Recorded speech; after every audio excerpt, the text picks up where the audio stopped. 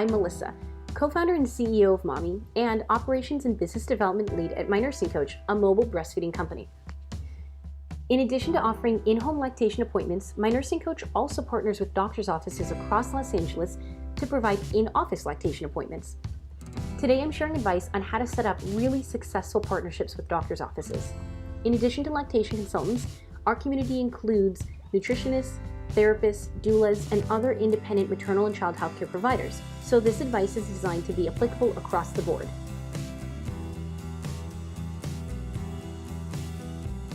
When we're setting up a new partnership, there are 3 things we keep in mind. They are philosophy, protocol, and payment.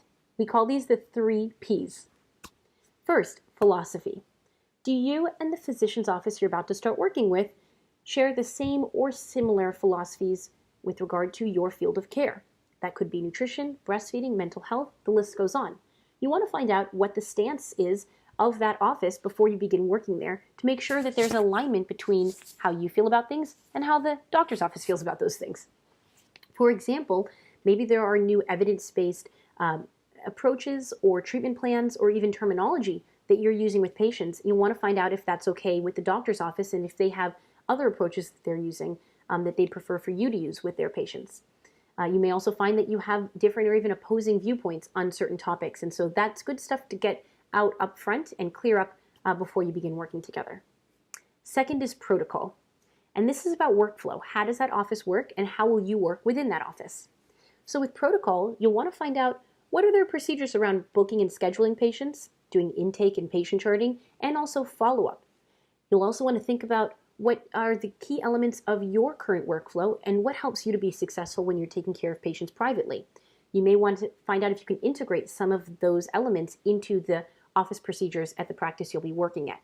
For example, maybe there are certain intake questions that you like to have answers to before the patient actually shows up for their appointment so that you know who you're working with before they come in. You can find out if the nursing staff or even the back office admins who may be working with patients and scheduling them can ask those questions for you over the phone when the patient is getting scheduled. They may also say, no, we can't ask those questions up front, which means you'll need to find a way to get that information on your own before the patient comes in.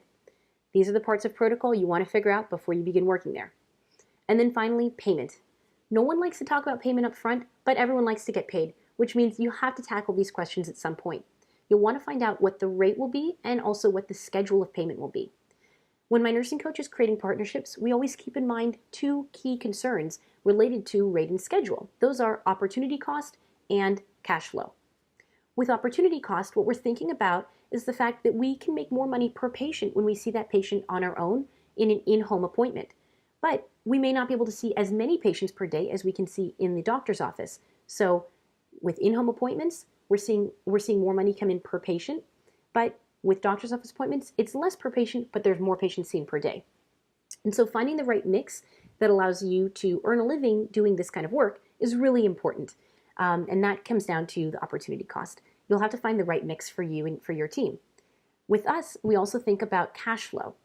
When you're doing private appointments, you may be billing upfront, having the patient pay upfront for that care, and then giving them a super bill for reimbursement later by their insurance company. When you're working with a doctor's office, you may find that the doctor's office won't pay you until they get paid by that patient's insurance company for that care, in which case you're effectively extending credit to that doctor's office and waiting to get paid until after they get paid. That could be a few weeks. It also could be longer than a month, depending on what the relationship is between that doctor's office and the insurance company that's paying them. So this means that you're waiting to get paid, but in the meantime, you may have bills, you may have team members who need to get paid, you may have an office rent that you have to pay, and so cash flow is really important here, and making sure that you have enough money in your bank account to pay for your expenses while you're waiting for the doctor's office to pay you is a critical component of an effective doctor's office partnership. So these are the 3 Ps. Again, philosophy, protocol, and payment. You want to figure these things out up front. It makes for a way more successful partnership over time with the practice you're working with. If you have thoughts, comments, or questions, please leave them in the comments section and subscribe to our channel to get more advice like this. Thanks so much. Bye.